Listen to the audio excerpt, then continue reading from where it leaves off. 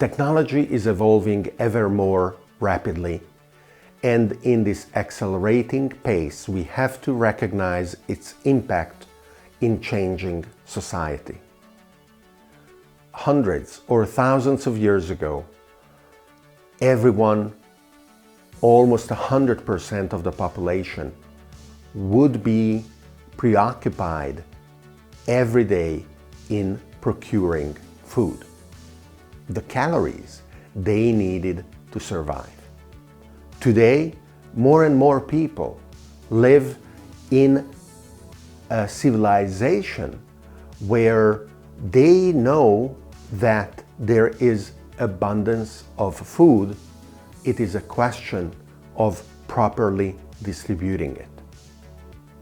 And the people who take advantage of the opportunities in learning and understanding how technology can help them organize activities that benefit everyone. This reorganization and constant reallocation of our ability to address and solve problems that are faced by everyone, but will be solved necessarily and naturally by a limited number of people, with the solution becoming available to everyone, is a new way of thinking about the role of all kinds of resources. Energy is the most important.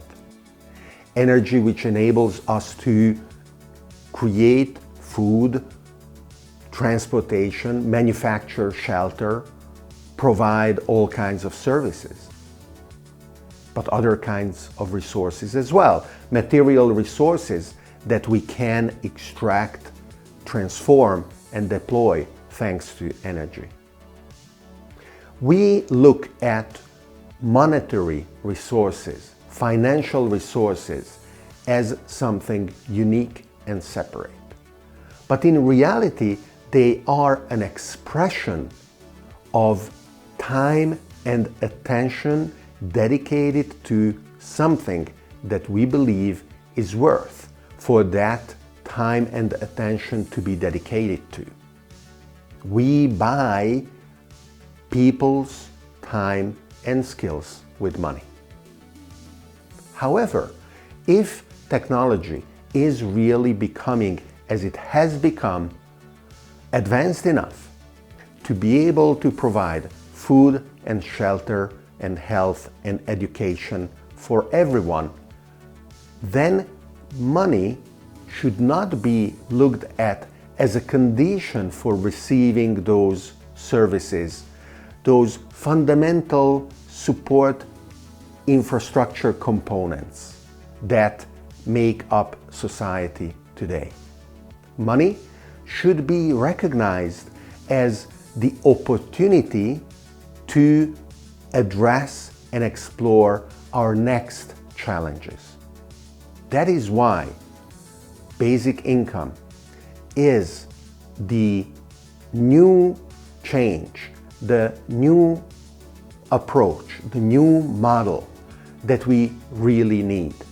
We need it not because we are generous, not because we believe in some utopistic ideal that may not even be possible to realize on Earth. Not because we are driven by impossible dreams. The reason is because we will only be able to address and to solve our challenges if the resources of time, attention, and skills are available, and those resources come from people who are passionate, talented, and prepared to really attack the problems and to solve them.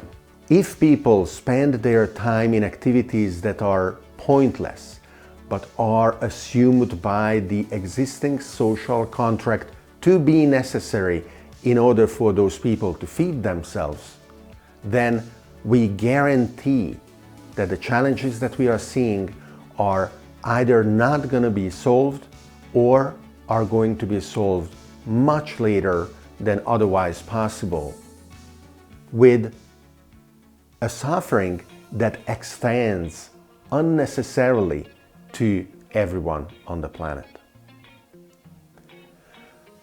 The new social contract is not going to be easy to work out, to design, to arrive to a consensus for its deployment.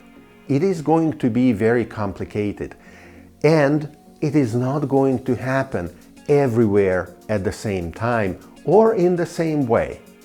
It is necessary to have a large number of experiments, exactly because we don't know yet what the shape of the new social contract is going to be and what are the details of the implementation of its components, including solutions for basic income.